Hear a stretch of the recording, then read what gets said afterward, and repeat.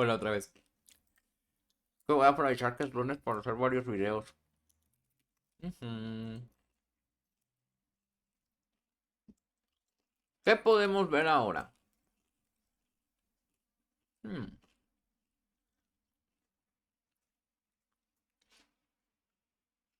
Who the fuck is Richie?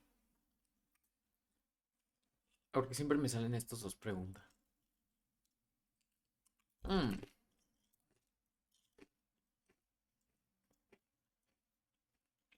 Mm. Uy, podemos ver lo de Drake Bell. Claro que sí. Ujú.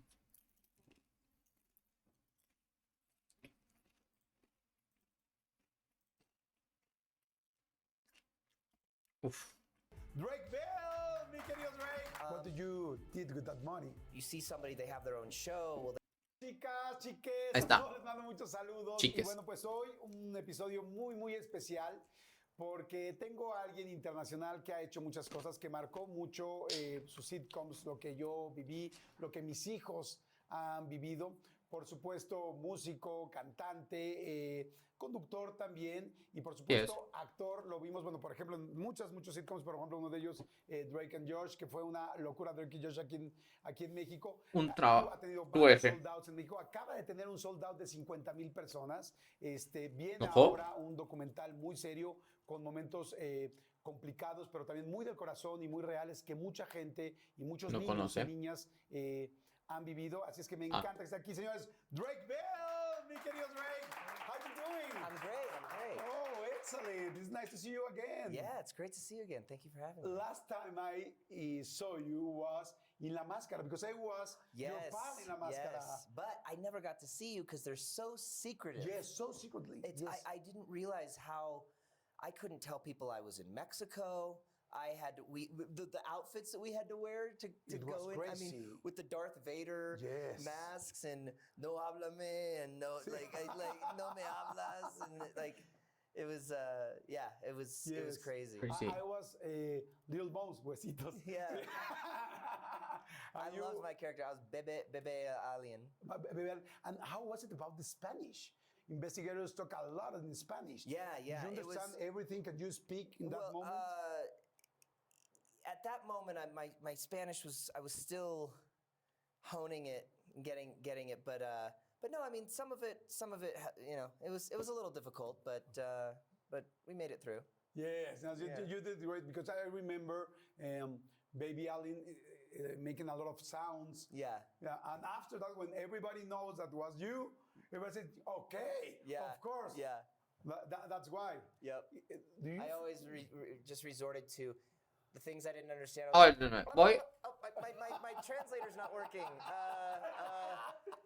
Have you ever do something like this? No, that was the first Déjame time voy a I'd ever poner done mi anything plato. like a show like that. So it was, Ya it vuelvo. was definitely a new experience and really exciting. Everybody in Mexico, and not just Mexico, Central America, and all the countries that saw this show, everybody was talking about you. I had friends in the States that were like, because you can't tell anybody. No, anybody. You can't tell. I should know your you can't tell your family. mom. I mean, it's like because who knows? Maybe she'll say Ya something vuelvo. to a friend and then she'll post it. Something. Exactly. They're so private about it. Actually, there's an NDA that you need to sign. Yeah, you can't tell anybody anything. And so I even had friends from the States saying, "What? I've been watching this La Máscara show, and I had no idea. Why didn't you tell me? Like, I had no idea you were doing this." I'm like, I couldn't tell you. It was tough about Spanish with all the crew too. No. It's. I guess my level of Spanish is pretty okay to communicate and all of that. I think. Just when you're under the lights, you've got the mask on, the pressure, the judges are speaking very, very quickly. And so I'm kind of, like when I talk with my friends, they understand like, okay, I need to speak a little slower. And a lot of them are familiar with the word, like what I know. So they'll be like, when they explain something, they'll say, wait, okay. Oh, wait, you don't know that word. Okay. I can use this word. You know that. And so it's we kind of tailor it. So, because I'm still, estoy tomando clases, pero necesito aprender más. ¿cuáles son tus palabras favoritas en español? Oye, tranquilo, viejo. Drake. Oye, tranquilo, Oye, viejo. tranquilo, viejo. Yeah. Do you used to speak in Spanish with somebody? No, With somebody that no, you motherfucking not speak in bitch. Spanish? You shut the fuck Yeah, I up. mean, I have a lot of friends here that don't speak any English, and so whenever we're communicating, it's only Spanish. Yeah. Wow, okay. Have you ever Yo como voy been to al live in baño. Mexico? I would love to live in Mexico. I mean, I especially the states right now, especially Los Angeles, Solo 9 where segundos de I qué. lived, it's just not the same as it used to be. And whenever I'm out here and have to go home, I get depressed. I get sad. I'm just waiting for the next time that I can return here and spend more time because I just absolutely love it here. It's starting to become. I feel more at home when I'm here. I have more friends here because a lot of my friends from Los Angeles have moved to Florida, Texas, Louisiana, and so my relationship with them is on the phone anyway. Yes. Now, and so I was kind of one of the last few that actually stayed in LA, and now when I come here, I have more friends here than I do in LA. I have more things to do, and I find myself when I'm at home in LA just kind of sitting on my couch wondering when I'm going to return to Mexico. Wow. What do you love about Mexican food, for example? Do you have I mean, a favorite one, a favorite dish? That's hard. I mean, tacos al pastor. Of course. I could eat that every day. The enchiladas de Casa de Toño.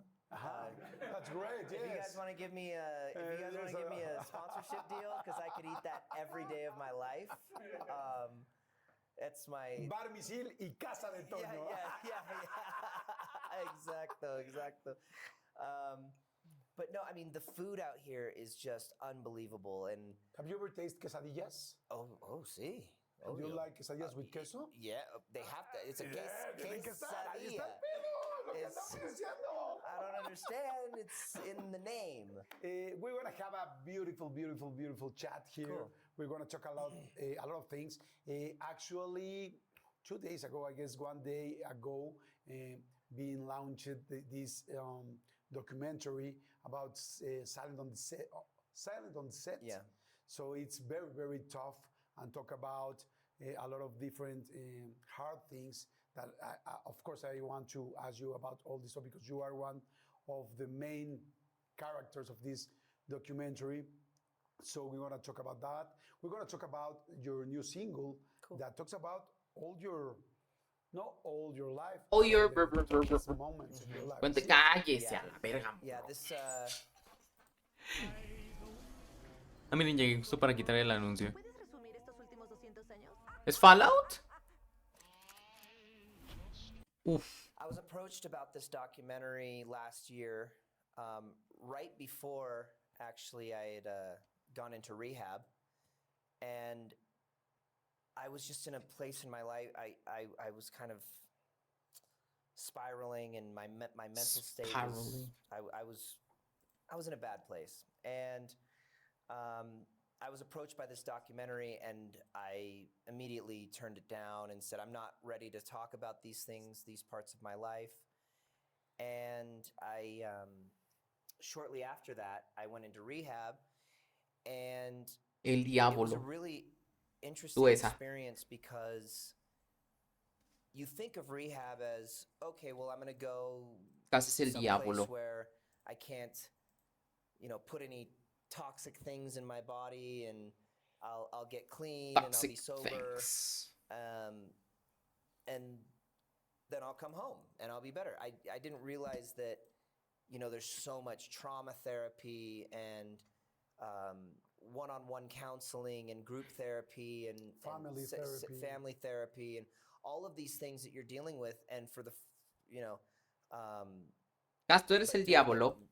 facing it head on, completely clear and sober-minded, and so you're not able to. You really have to face these dark issues that you've been dealing with your whole life, but not knowing how to.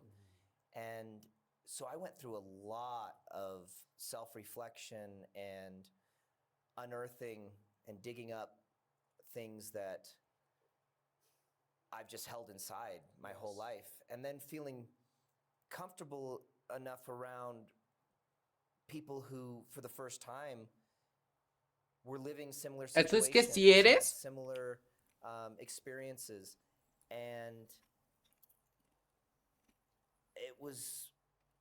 I finally felt comfortable to, you hear a story from someone else in group therapy, and you're like, oh, okay, I You're a can talk about what motherfucker. happened to me, because you always feel so alone, and that no one's gonna understand you, and everyone always said, oh, reach out for help and ask for help, but when you're dealing with it all on your own, you feel like people aren't gonna understand, or they're not gonna get you, and they haven't had experiences Cas? like this, or situations in their life like me, and they won't understand me, or they'll judge me. But there I felt for the first time that, wow, Yes, no, I'm around people that maybe. just want to see me get better. I don't know. Can you repeat that What question? it is that's driving me to do things that are so out of character for me, or trying to escape in unhealthy ways. And so it was really great. And then after I spent a lot of time in there, when I came out, I was approached by the documentary again and was able to see it kind of through a different lens.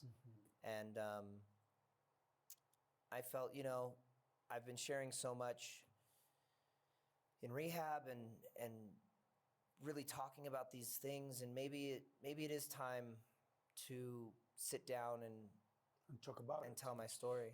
I guess this stuff is really going to help to a lot of people, not just kids, parents too, to be aware about all these things that can happen. All these motherfuckers.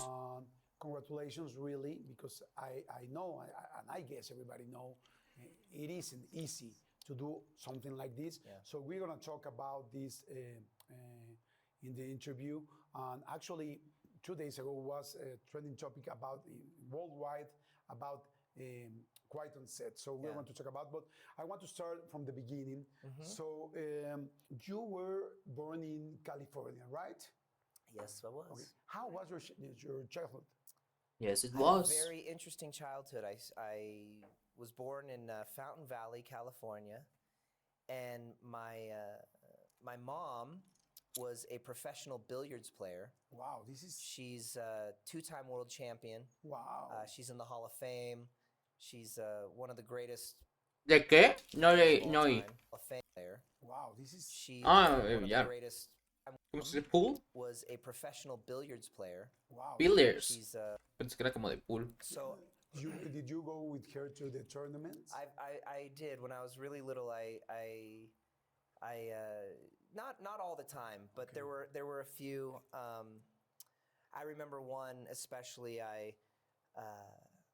It was in Atlanta, Georgia, and it was my first tournament that I'd gone to with her. I think it was for my 7th birthday. And in my mind, my mom always won. Okay. I mean, my mom wins. She's the greatest. She's the greatest. She never loses. And she was down to the finals. It was between her and a player named Gerda Hofstetter, and they were the last two. And Gerda won. And my little 7-year-old heart was just broken. I just burst into tears. I was just so sad. I was crying. My mom came to me. She hugged me. And immediately at 7 years old, I saw her opponent as the enemy. Of course. I was why did you do that to my mom? Like, you're, Because it's my mom. It's my mom, and you're the enemy, and I can't like you. And so that was a great learning moment for me at such a young age, where, my mom's a sportsman, and so she had to sit me down and say, like, no, honey, we're all friends. Like all these girls on the tour, like we hang out afterwards and go to dinner and watch movies in our hotel room and make popcorn and we're all friends. Like this is just friendly competition. So sometimes I win, sometimes I lose, but if somebody beats me, they just play better that day and there's another tournament coming and we all go out and congratulate each other and have dinner and a lot of these players ended up becoming like they were my tias and tios and because they're so close on the tour that it gave me like especially because of going into acting and being in such a competitive world myself, it was a great lesson to learn like, hey, when you go in and you see a room full of people going for the same role as you or going for this, you know, you can make it a friendly competition. Just because somebody booked the role, you don't have to be like, I don't want to be around. You know, so I had a lot of friends growing up in the business and we would, you know, go out for the same roles a lot. And Of course. I think that was a nice lesson for me to learn, hey, you know, Gas, me duele mi rodilla. ¿Me la and curas? at the end of the day, it's friendly competition and sometimes you win, sometimes you lose. It doesn't have to. It was a great lesson, Yeah. especially on that age. Yeah. You know, because we were talking about ages and all the things that a kid can learn, like your son. Yep. So it was 7 years, that lesson. Yeah. Is it? Okay. And are you a good pool player?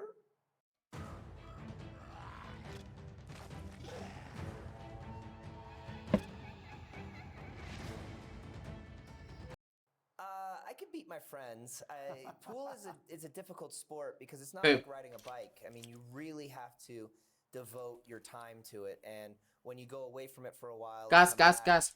it's you gotta get back in stroke, and you're rusty. But when I'm playing on a consistent basis, I'm not too bad. I'm not too bad.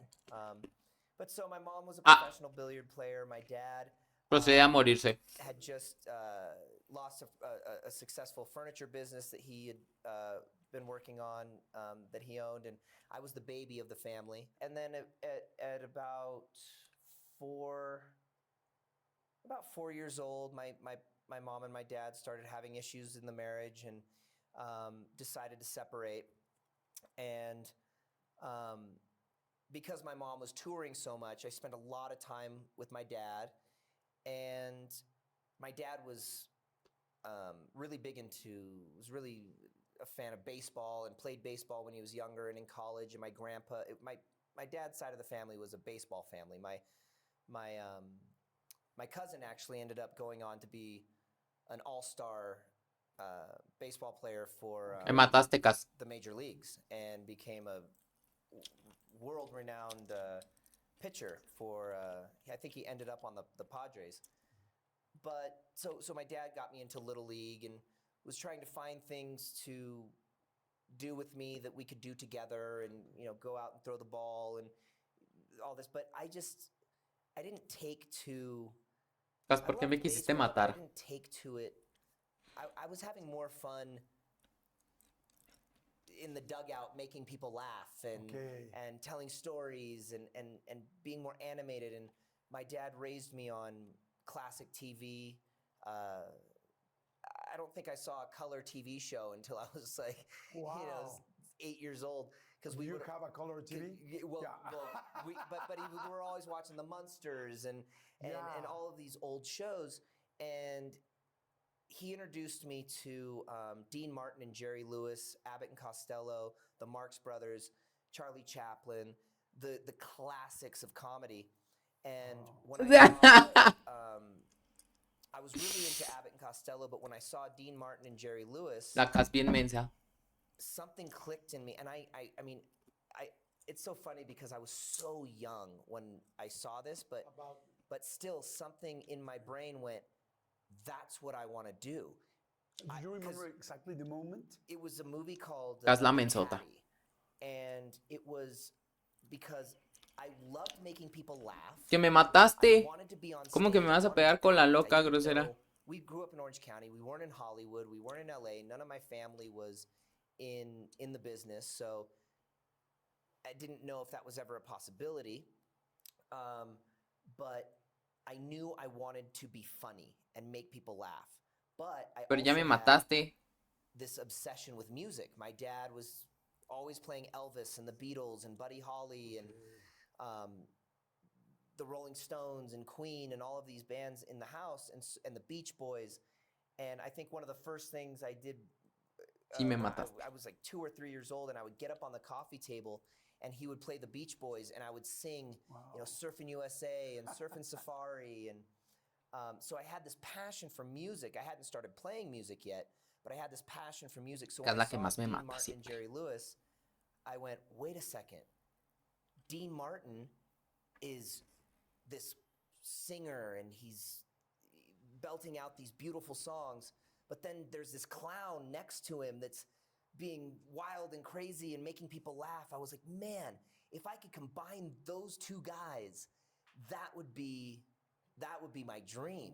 And so my dad ended up Ay, was in tus a golpes de session bebé no me for podrían matar, counseling pues. No te for the apures. marriage, and he picked up a magazine, and at the back of the magazine there was an advertisement basically saying, you know, Hollywood connection. Does your kid want to act? You know, your kid want to be in movies or something like that. How old were you at that moment? I was about 5.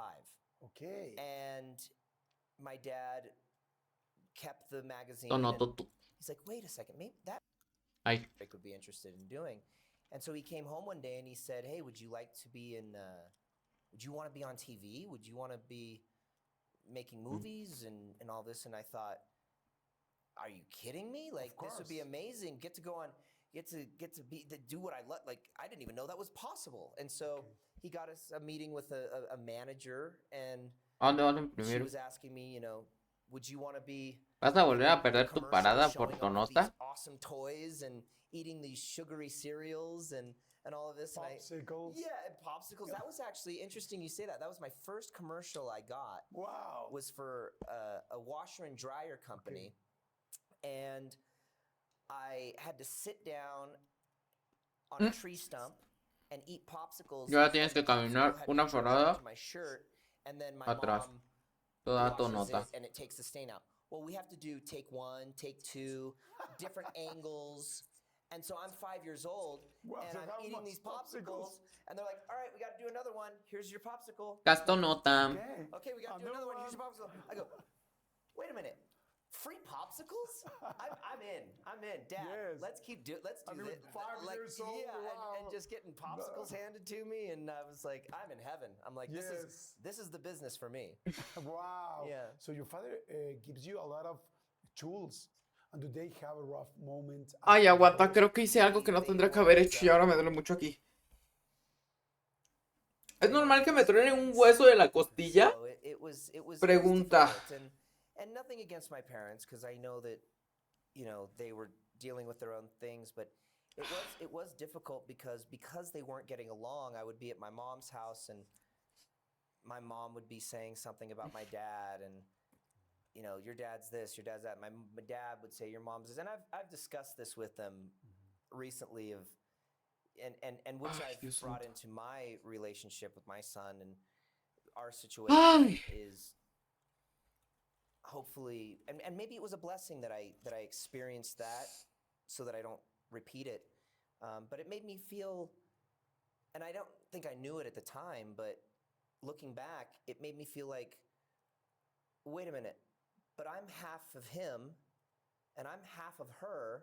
And if you say he's this and you say she's this, Entonces, ¿no estás en tu casa o estás imprimiendo en tu Talking casa? about me. what am I? We're Yeah. talking a little bit about me. Yeah. So I think that's Ay, something me I duele. realized later in life. Creo que me voy a and morir have o been able algo. to work through and figure out that, Creo que me encajó una costilla o you know, algo maybe a así. lot of what I felt about myself stemmed from what was ¡Ah, me encajé una not costilla! necessarily who I Me voy a morir. truly and really was. But so it was, yeah, it wasn't the best, but luckily I had this great creative outlet. You know, I loved acting. As soon as the lights went on and I was able to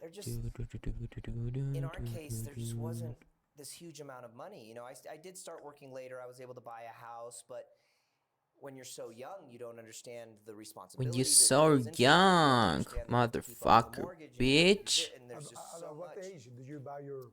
I Bitch, bought my bitch, house bitch, when bitch, I bitch, was bitch, bitch, bitch, bitch, bitch, bitch, bitch, bitch, 19 or 20. Wow. And so, Cheers. yeah, lost all my 30. I want to work ¿Qué? with people or not. ¿Para qué estabas imprimiendo? ¿Qué estabas imprimiendo? ¿Qué pedo But contigo? so yeah, and especially not having the tools on how to manage your money or having people around you that you trust and you realize that you shouldn't have Yes. trusted. So yeah, there was a lot of ups and downs financially. I went bankrupt at a very young age, and that was traumatic in itself. A lot of life lessons, a lot of things to learn along the way. Did you have a moment that you get crazy about the money? Oh, 20 minutes ago? No, I mean, there was definitely, it's a never-ending struggle of trying to Never ending. get ends meet and keep it in. It's a never ending Because also, you're working story. at a job that doesn't have you know, a normal job, you go and you're like, okay, I'm gonna start this Story. position. Ojo, Hopefully I Cas, can que se climb va a ir a the los ladder, United maybe get States promoted, de I'll have a Norteamérica. steady income, Sí, Cas. I can budget accordingly. But with entertainment, you don't know when your next job's coming. You don't know if you're gonna book the next. I mean, you could book a movie. You can and book. then not work for 3 years. Book. Yes. So it's really hard. It's very, very hard to figure out how to. Cas, te vas a ir a los United budget States and de make Norteamérica this y money me vas a last, llevar. especially when you get it at a young age. You imagine that it's just always going to be there. Like, Sí, this is ¿verdad? my life now, and more will come, and more projects will come, and so I can spend copious amounts of money on things to have fun, and you know, I want that car, okay, but you don't realize, like, hold on, you need to Hold on. focus on every penny that comes in and where it's going and who's it being paid to and what's left over for you. Because Y me vas a llevar. the other thing, you No, book your show and you're groserota. like, oh, this is my pay for the week. Okay, I'm gonna go buy this. And then you're like, wait a minute, that's not what you're getting. That's just your gross income. Like, you have to figure out what's left over for you and then budget according to that. Yes. And so getting that at such a young Es la que no age me is quiere hard. comprar nada nunca y no me quiere llevar a ningún lado nunca, jamás en la I vida, know nunca, there's porque le homophobic caigo mal y me odia. Sí, es you esa. know, so Se sabe. there's a lot of Pero bueno. traps that you can find yourself Yes, in. of course.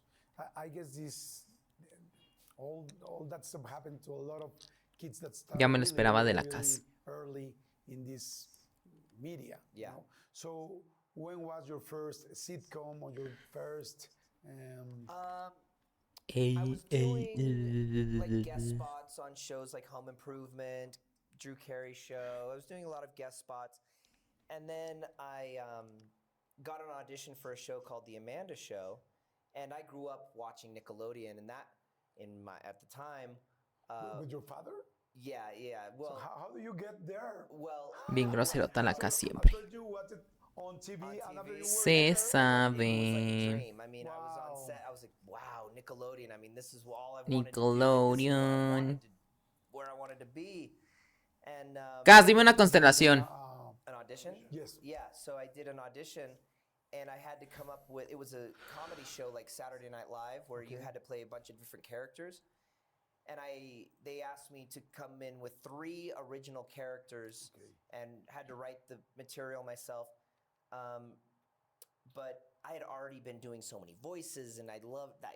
This was a dream, and I loved sketch comedy. And so I came in with like 28 different characters and just In did that them back- audition? Yeah, and just went Wow. boom, boom, boom, boom, boom, boom, boom with all these different characters, and got the call back eventually. Cas es la booked persona the que habla de. show, Ahí of está. course. Hola, And Daniel. it was really No cool soy because, grosero, solo soy Amanda guapo. had been on a show called All That prior to the Amanda Show. No soy esquizo, solo She soy she guapo. was a star to me. You know, I mean, I grew up watching her, and getting the opportunity to now play alongside her was, I mean, I was just in heaven, and it was a really great time. And we were filming on the Paramount Studio lot, which has so much Hollywood history, and I am fascinated by the history of Hollywood. Casiopeia. And so I would walk around ¿Qué the set. tenía They que had- ver Casiopeia? You're walking down one area, and then you make a right, and all of a sudden you're in New York. Are know, you okay, and all Cas? the buildings and all the U- houses and everything. ¡Uy! Wow. ¡No lo tenía! Ah, no, sí lo tenía. Amazing. And we had bicycles, and we'd ride around all of the set. Movie Oopsies. star. I mean, it looked like a movie when you see the back lot. Yes, all the back Movie lots. stars and cameras and lights and a movie shooting over here and a show Aguanten, shooting tengo over que no here se and me all the olvide que tengo que trailers sacar and, mis it was cosas de aquí. it was heaven. And me and my dad had a really close relationship at that time, and we just couldn't believe that. Listo, ya. And of course, the Era todo lo dream que iba a was to hacer. not have to audition every day and go work on a show for 1 week and then go back to auditioning. I was finally a regular. Tengo al on a Chiryu show divino. and working every week, and so it was a really great time. But that was the first show that I was a regular on. And how was the ambience in that moment at Nick with all the kids before Drake and Josh? The Amanda show was great. The first season was really awesome, and I think, you know, getting into what the documentary talks about. Ah, It se me wasn't olvidó que te until había the pedido second una constelación, season, ¿verdad? That things started to it started to get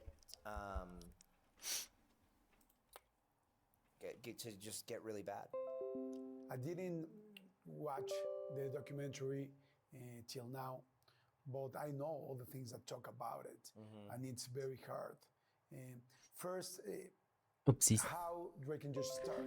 Es que estoy jugando los Caballeros del Zodíaco Josh started, y para sacar cosas ocupas so the second eh, season of Amanda show, Josh Peck para a cast member. aventar necesitas tirarle a constelaciones. To meet Entonces, for the first time. First time on, por eso te on pregunté, that porque moment, era that como de moment. Cas, ¿cuál quieres? We weren't doing Escoge many sketches uno. together. Me and Amanda were still Y sort ya, of the key y ya todo. players. But there was a sketch called Tony Pajamas where we played kind of like a little Robert De Niro and Al Pacino, like mafia guys. Like, hey, how you doing? Capuchino. And we were put together in a sketch. Casi capuchino. I I don't know. Amanda was not the lead character of this sketch. It was the first time we'd worked together. ¿Que a Cas le gusta el capuchino? And we were doing this scene, and he was making me laugh so hard I couldn't even. We had to do so many takes because every time he would do something, and we were going back and ¿Qué forth, opinan de que todo el mundo ya está funando a Josh you Peck? know, and the audience was Ah, perdón, no. ¿Cómo se llama? Sí es Josh Peck. No es. Ese es su nombre artístico. ¿Cómo se llama el pendejo? ¿Sí es Josh Peck? ¿O no? Según yo no, pero a lo mejor y sí es, ¿eh? Something clicked in me where I No, looked sí at es him and Peck, ¿verdad? Porque su nombre creo que es there it is. Josh Nichols. The Martin ¿O era Josh Lewis, Nichols the Pecks? Abbott Costello, all No me the buddy acuerdo. comedies that I grew up on, that Bueno, I supieron que wanted lo to están do. funando, ¿verdad? ¿Ustedes qué opinan de eso? There he is. Like, and, you know, something shined down on us and Yes, put us no, together as this, maybe. this comedy. I this don't comedy duo. know. Little did I know Can that you we would repeat go on the to, you know, our question? names would be inseparable from each other in the future. But so the producers and writers started seeing our chemistry and putting us together more. And there was one scene where Los all it dragones said del in the script rosa. was Drake and Josh fight over a shrimp. Espérense, yo sé, And it was sí. this ¿Pero qué opinan? ¿Sí está chido o we're no? wa- No, we're Cas, getting no te ourselves, as vayas. we would Nunca, often do jamás, in the nunca. show, Está had prohibido sort of que a te behind the vayas. scenes aspect to it sometimes, and we would play ourselves. And we're Entonces, just ¿ya se walking down the esperaban street, and a eso? shrimp falls from the sky, ¿Que fuera just like a little funado? grilled shrimp. And Josh says, "Hey, look," and there's no dialogue. It just says we fight over a shrimp. So they're like, "All right, So be like, creative. go do something." Wow. And so Josh stops and he's like, "Hey, look, a shrimp." Oh no, I say, "Hey, look, a shrimp." And Josh says, "Oh, I want it." And then I go, "Hey, no, I want the shrimp. No, I want the shrimp." And then we get into this full-on wrestling match over the shrimp, and we're saying things like, Josh is like, I love shellfish. And I'm like, don't step away from the shrimp, Josh. Nothing to see here. And Ni we're idea just qué hizo. coming up with these Ah, things. que dicen que solo se está aprovechando porque ya ves lo que pasó con este Drake, que empezó a decir todo cómo le pasó lo de con Sam Schneider. Y Josh que dice que no, que él sí, que lo apoyaba y que le preguntó por privado y que bla, bla, bla. Pues dicen que lo está haciendo solo por hacer un queda bien. Que en realidad solo está viendo por sus propios intereses. Para ser como más relevante, por así decirlo. Do a more sitcom style show together, to which, I mean, I can't speak for Josh, but I was yes. I mean, I was like, just enough. Like, yes, the answer is yes, And then we were able to spin off. It took a while, and took time to convince the network because they wanted to pick up a few other shows. They really Pero sí, didn't want to pick up Drake and Josh. But eventually quedó funado por queda bien. that this was a show that they would move forward with, and we ended up doing Drake and Josh.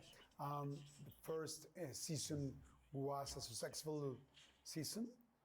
Once we aired, we were received really well, but it took a long time to convince the network. We shot a pilot, and it took almost a year to get picked up and go to series, which is a long time. And so we El weren't más sure if the funa show was de- gonna get picked up. We had fun shooting the pilot, how that always goes. And but eventually we got the call that we got picked up, but they only picked us up. A normal season on Nickelodeon would be picked up for 13 episodes, but they were so unsure. No, hay que funarlo. about the show that they Se only merece picked ser us up for funado. 6 episodes. Okay. And so the first season is only 6 episodes. But luckily, the fans loved it. Luckily. And we continued on for 4 more years.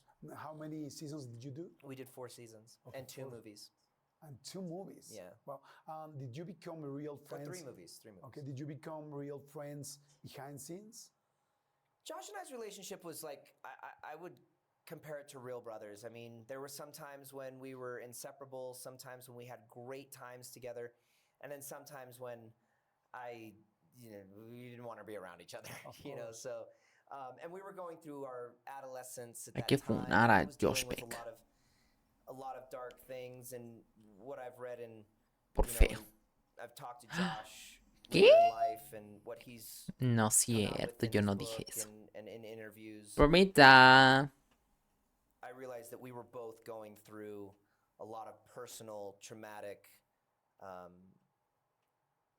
situations and experiences that we were dealing with that probably contributed to the moments that we were at odds with each other.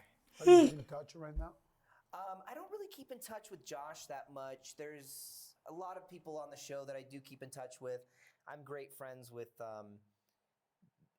Jonathan Goldstein, who played my dad on the show, Nancy Sullivan, who was my mom, Yvette Nicole Brown, who played Helen. Uy, todo el día yo And creo. a lot of the crew members are still, we text and talk a lot. So I made a lot of great relationships on that show. ¿Qué? But Cheer. I don't talk to Josh that much. Okay. How was Cheer. at the set? It was fun. Ay, Dios You mío, had qué fun horror with con the other esta cosa. kids. How was it? Yeah, I mean, I was doing what I loved, so it was great. But it was grueling, getting to work at early in the Ojo. morning. We would rehearse for 3 days. Que valgo musco más que un millón, valgo varios. Sé que te rompí el corazón y ya muy tarde. Si tuvieras en mi cabeza. Jones barra baja te ¡Mua! Muchas gracias, John. Un besazo. Te llevas un beso. Besito, otro besito. Muchas gracias. Ya estoy sentado bien desde hace rato. Diciendo cosas o si no me enojo. Tengo hambre, pero no sé de qué. O no sé si sea gula. ¿No les pasa mucho eso? Es que ya comí, pero no sé, como que tengo hambre, algo. No sé, ayuda. Sí, tú vas a hacer tus cosas, no te apures. I didn't know how to handle. But like I said, when the lights went on and it was showtime, that was my heaven. That was my time to escape, and I just absolutely loved it. And Vale, what really pobrecito. happened inside everything? Because I know there was all this Brian Peck information and this documentary. Brian If Peck. you feel comfortable, could you share about what happened? Yeah, so it was the second season of Drake and Josh. I mean, excuse me, of the Amanda Show. Second season of the before Amanda. Drake and Josh. Before Drake and Josh. Second season of the Amanda Show, and there's what's on set what's called a dialogue coach, and there's somebody that's on set that you can run lines with. That's there to. They're just there to kind of help you memorize your dialogue and. You know, if you have something to do, they can act as a stand-in for you. And he came onto the show. No relation to Josh Peck. I know that gets a little confusing. But yeah, You're talking about Brian. Yeah, and Brian came onto the show, and at first, you know, he was. He was very, very connected in Hollywood. He'd been working for many years, and he had great relationships with famous producers and directors and actors, and Pobre Drake. had funny stories. He knew so much about the history of Hollywood, and there were he got along with everybody really well. But then he started really integrating himself into my life. He created a wedge between my dad and I, telling me that my dad was stealing my money and parents shouldn't be their kids' managers, and he doesn't want him to be the studio doesn't want him Ya to be sé on the quién es. Ya set sé because quién es. he's Ya sé too quién es. involved, and because a lot of the parents would just be in the green room or in another room while the kids were on set working, and but my dad was always, you know, if like he would be sitting in that chair right now. Of course. You know, he's always Near you. near me, watching what's going on. And Brian was expressing, "Oh, that's not where the parents are supposed to be," and he gets in the way, and as a kid, you know, you're trusting that this person knows what he's talking about because he's been in the business for so long. So many people respect and trust him. How old were you? 13. 13. Oh, está muy chiquito, 14. huevón.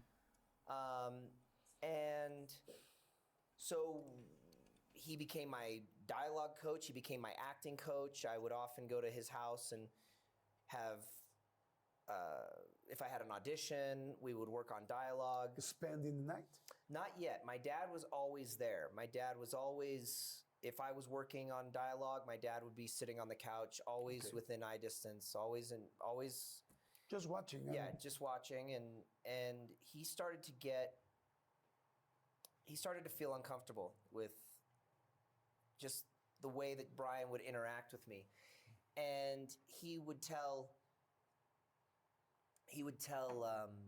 the network, the people at the network, "Hey, you know, I haven't seen anything that's crossed the line, but I just don't feel comfortable with the way that I'm seeing Brian interact with my son. He's very touchy. He's always got his arms around him. He's always finding an excuse to take him somewhere else. Oh, let's go work on this dialogue. We'll go in this other room over here and all this." So he just wasn't feeling comfortable.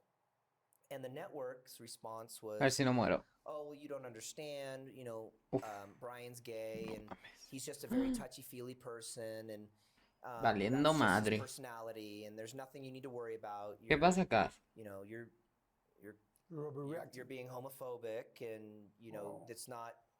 You know, this is Hollywood, and we have many different people that." You know, we're a melting pot. You have to have respect for everybody and not judge people. And so my dad was just like, okay. And then he would see something and tell the network again, and then he would ¿Por get the qué? same response. And Wow. so Brian, I think, started catching wind of that my dad was raising red flags to the network. So he really impressed on me, your dad's a problem, your dad's causing issues, he's stealing your money, you know, you did this and you did that, you should have all this money in the bank and all this, not, you know, knowing that at 13, 14 years old, I don't understand taxes and agent percentages and management fees and all of these things that go into it. So he convinced me that, oh, okay, my dad, and there's so many horror stories in Hollywood of parents stealing their kids' money and their kids turning 18 and having no money and working for all of their lives. So I didn't want that to happen. Having no money. He was manipulating Completely. a 13 years old kid. Yeah, totally convinced me that my dad needs to be out of the picture and he needs to be managing me and introducing me to the right agents and producers and directors and getting me the roles, you know, and kind of guiding my career, because this is what you want to do and I can help facilitate you to get to where you want to go. And so eventually I parted ways with my dad, and Brian basically stepped in and everything was normal. And well, I mean, in hindsight, wasn't that normal. But ¿Te van a at that hacer time, cosas? I didn't feel like I was in any O danger. cosas. I was just doing what I do, and we were going to auditions, and my mom lived in Orange County, which is an hour away from LA. So Brian was like, no, I can take him to the audition. Like, you don't have to drive all the way up to LA. And then it started to get to where, oh, well, he's got 3 auditions today. We're going to be done late. Why doesn't he just stay at my house? I'll bring him home in the morning. And Ya son los 52. Ok. Vamos a ver esto de momento aquí. 52. Aguanta, ¿este es el de 52? Lo que vamos a checar. A ver.